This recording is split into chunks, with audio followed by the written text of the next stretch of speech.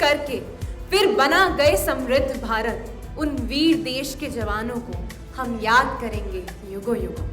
इस दिन के लिए वीरों ने अपना खून बहाया है।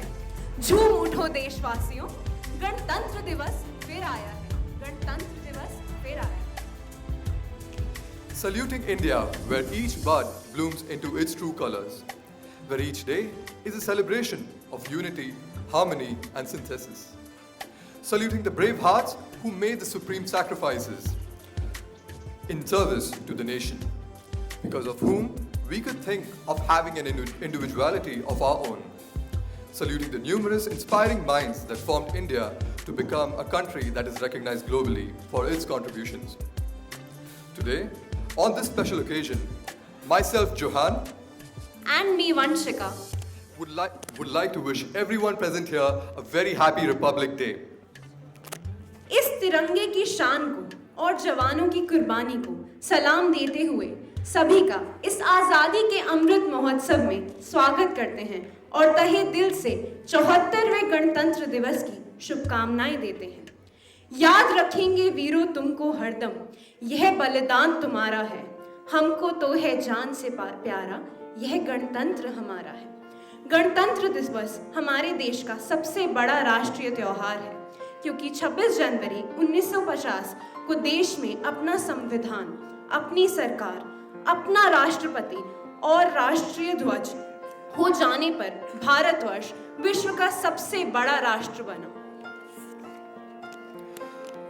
On 26 January 1950, a salute of 21 guns and the unfurling of the Indian national flag by Dr. Rajendra Prasad heralded the historic birth of the Indian Republic.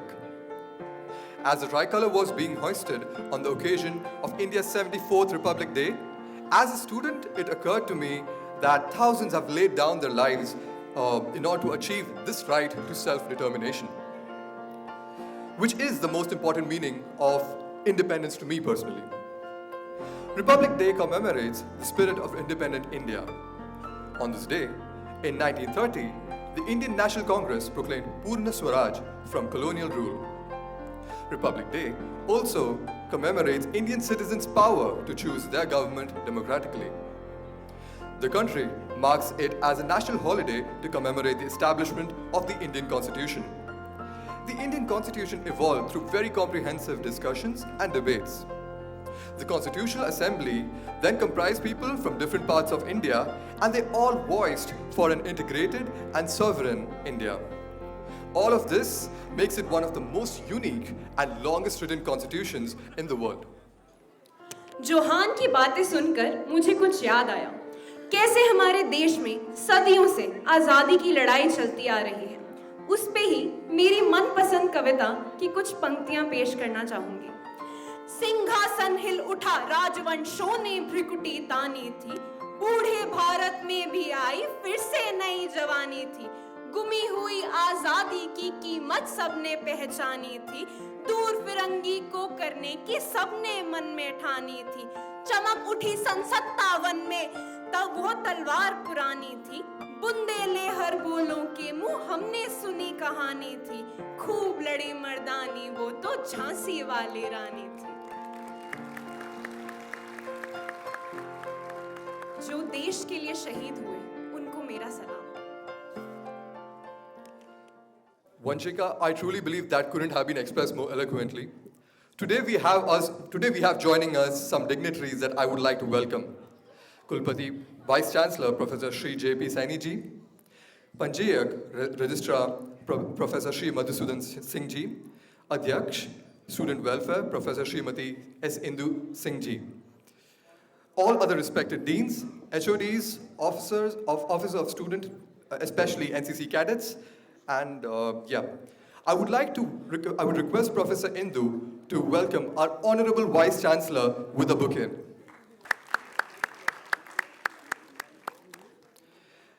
Next, I would request Dr. Anil Kumar, Registrar, to welcome Registrar of DTU.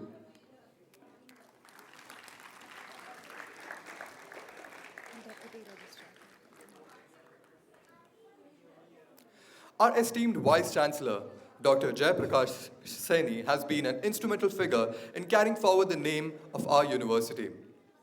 In the past 1.5 years, DTU has seen growth in numerous aspects, such as the student intake, academic buildings, research facilities, etc. Professor Saini possesses more than 34 years of experience in academics, research, and academic administration. He has published more than 200 international and national research papers and supervised a number of PhD and MTech theses. He is a reviewer in various international journals. His research contributions in the areas of electronics engineering have been published in international journals and various conference proceedings such as Springer Verlag, Elsevier, and IEEE. इसी के साथ हम अपने कुलपति श्रेष्ठ से विनती करेंगे कि वह कुछ शब्द आज़ादी के इस अमृत महोत्सव के नाम करें और हम सभी को संबोधित करें। Good morning and wish you very happy 74th Republic Day. आप सभी को 74वें गणतंत्र दिवस की हार्दिक शुभकामनाएं। आज का दिन हम अपने संविधान के लिए याद करते हैं। आज ही के दिन भारत एक गणराज्य के रूप में स्थापित हुआ था। हमने हमारा संविधान अंगीकार किया था, जिस संविधान को तैयार करने में हमारे विजनरी लीडर्स, विशेष रूप से बाबा साहब भीमराव अंबेडकर जी का उल्लेखनीय योगदान रहा। यही संविधान हमारी शक्ति है जो हमें एक मजबूत राष्ट्र के रूप में, एक धर्मनिरपेक्ष राष्ट्र के रूप में स्थापित करता है। आज हम विश्व की 5वीं अर्थव्यवस्था के क्षेत्र में सबसे बड़ी शक्तियों के रूप में हैं और शीघ्र ही हम तीसरे पायदान पर भी आ जाएंगे जल्दी ही। लेकिन हमारी अपनी अर्थव्यवस्था आप देख सकते हैं कितना मजबूत है और ये एक संविधान की ही देन थी जिसने हर व्यक्ति को, हर संप्रदाय को बराबर महत्व दिया। संविधान ने पिछड़े, दलित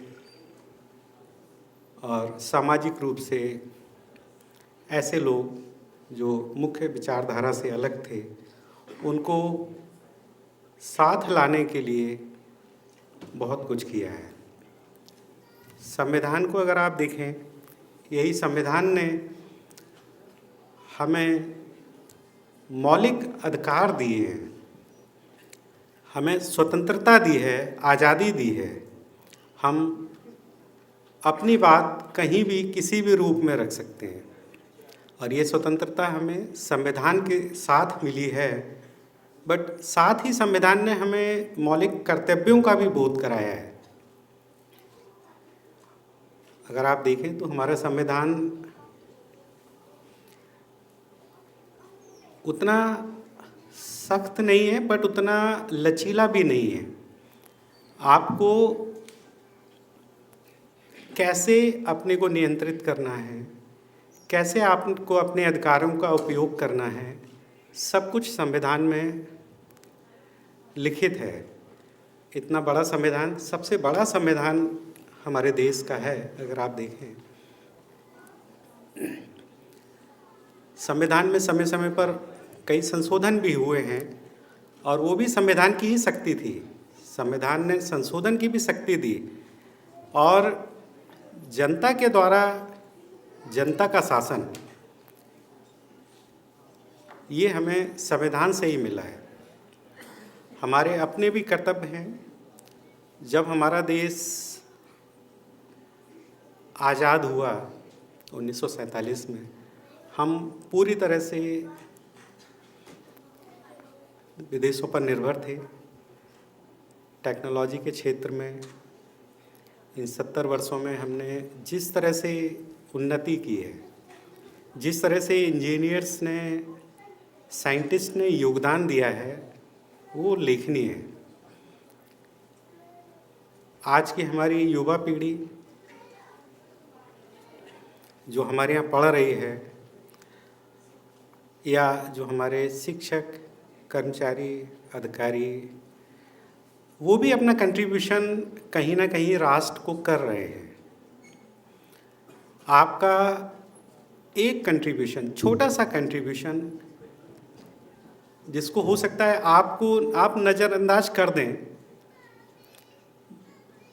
फॉर एग्ज़ाम्पल, आप क्लास में समय से आते हैं, एक स्टूडेंट्स को लेसन देते हैं, स्टूडेंट्स सुनते हैं, पता नहीं कितने उनमें से 1, 2, 5 कुछ स्टूडेंट्स हो सकते हैं जो आपसे प्रभावित हों और आपका अनुसरण करने का प्रयास करें, वो आपको नहीं पता होता है।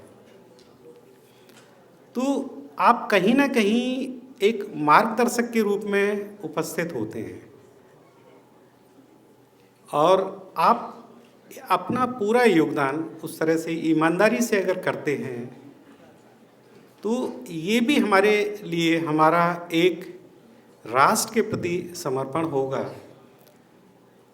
हमें अपने कर्तव्यों को, अपने जो भी हमारी ड्यूटीज़ हैं, उनको निष्ठापूर्वक, ईमानदारी से पालन करना चाहिए, क्योंकि हम एक रोल मॉडल के रूप में होते हैं। हमारे स्टूडेंट्स के लिए हमारी भावी युवा पीढ़ी वो हमारी तरफ देखती है और हमारे छोटे छोटे प्रयास जो हम करते हैं, ईमानदारी से करते हैं, वो आगे जाके, या हम आज जो सोचते हैं वो आगे के लिए सोचते हैं और निश्चित रूप से उनका आगे बहुत बड़ा योगदान होता है।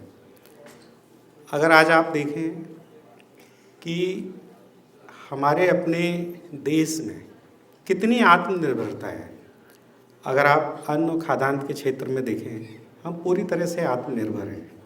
बट ये नारा कहाँ से आया था? श्री लाल बहादुर शास्त्री जी ने जय जवान जय किसान का नारा दिया था।